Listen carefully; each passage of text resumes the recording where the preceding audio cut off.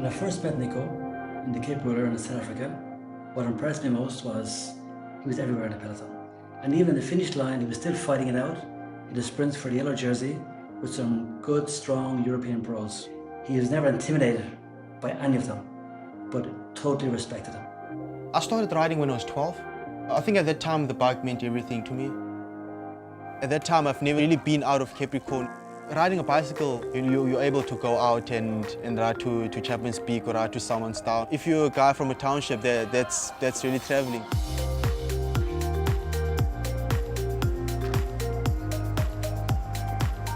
Being in a team with Mark Cavendish, I remember I've watched him on TV when I was much younger, you know, and being able to ride with him and stand in the start line with him is really an incredible feeling.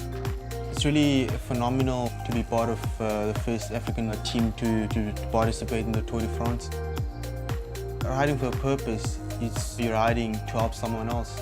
When you see a small kid getting on the Quebecer bicycles, again it clicks on my mind that that's why I'm riding my bike.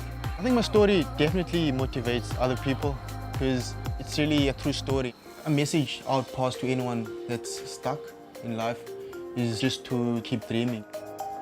With all that I've achieved, there's nothing impossible, you know, because I think I've achieved quite a lot of stuff from when I started cycling. Well done, Nicholas!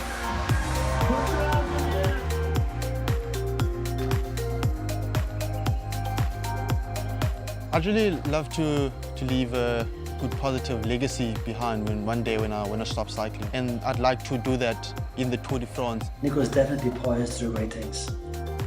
Best of luck, Nico.